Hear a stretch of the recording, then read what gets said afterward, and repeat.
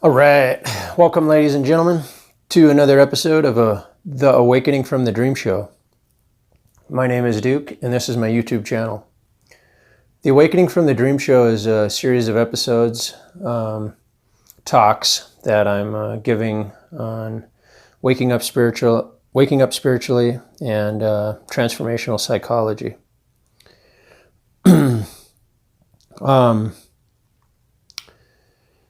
So let's get right to it.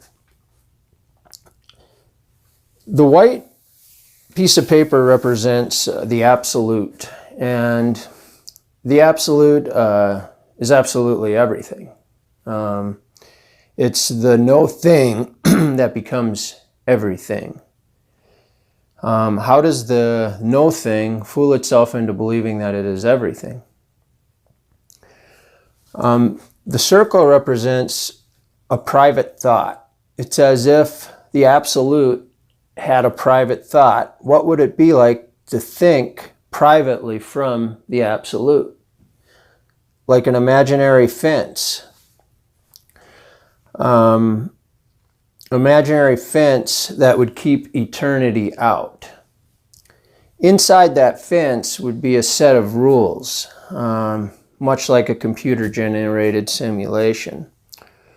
The laws of physics, the laws of time, the laws of space, the laws of entropy.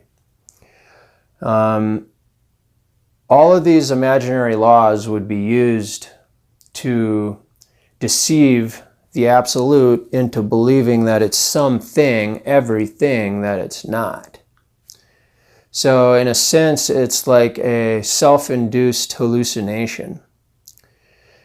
So brains and bodies, biological computers, would be used for the purpose of perceiving a reality that's not actually real. In a sense, the brains and bodies would be used to perform the great hoax. It's been said that everything we perceive with the five senses is an informational field that we decode and we perceive it as solid.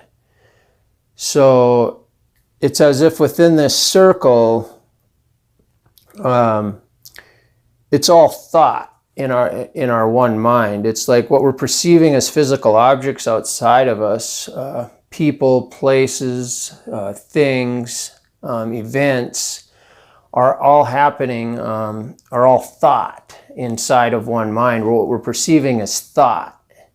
So in that sense, it's dreamlike, illusionary in that sense.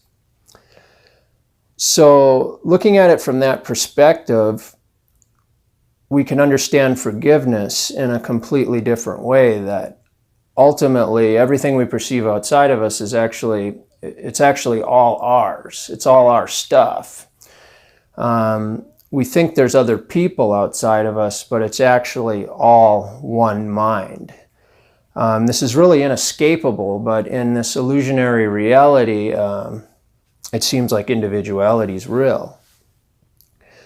So all forgiveness is self-forgiveness. Victim and victimizer are the same thing. You're me, I'm you. We're the food we eat, the places we go, the people we meet. It's all thought in our one mind. So we seem to live in a world where people attack, criticize each other, not realizing that they're the same self. And it's said only love breaks the spell. Real love beyond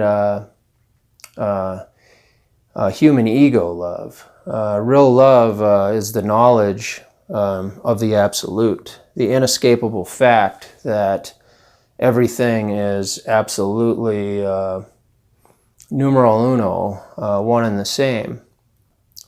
A beautiful countryside in this sense is just as much of an illusion as a smog-filled city.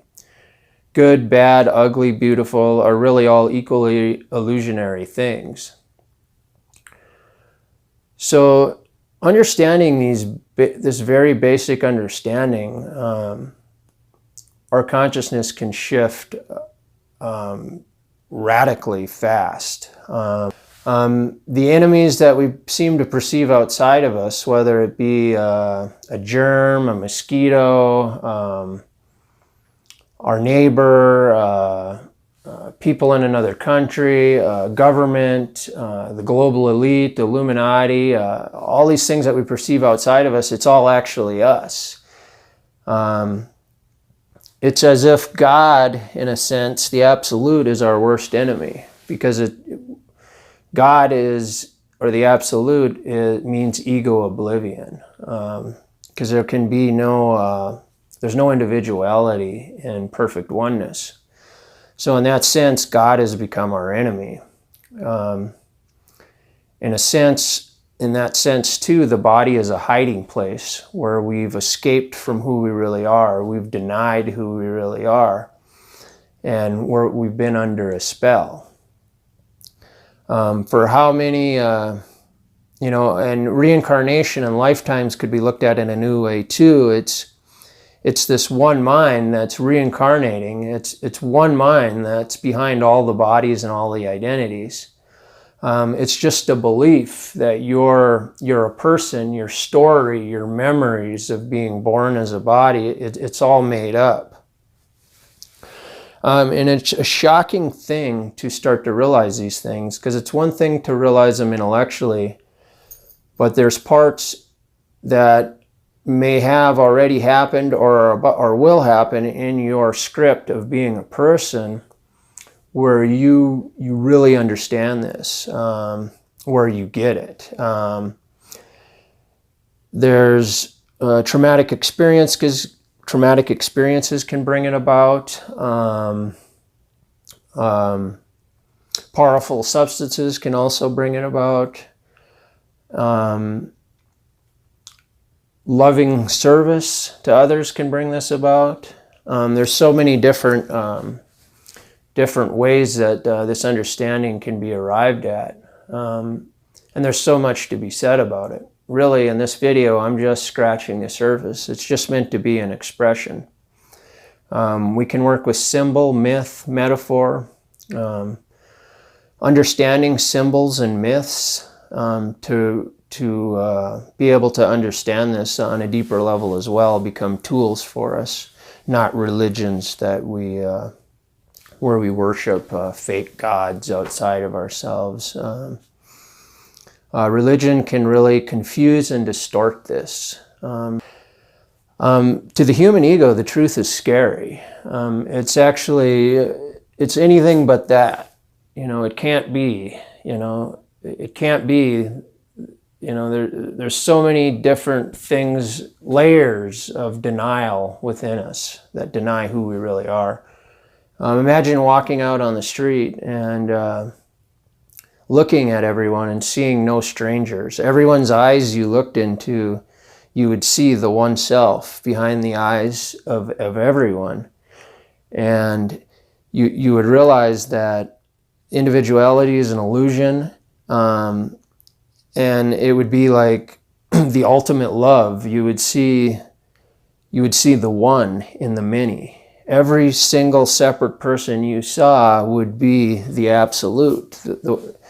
You would see beyond the mask. It's as if looking through the brains and bodies, you see through them, beyond the ego, the petty ego judgments and opinions, and you would see the truth.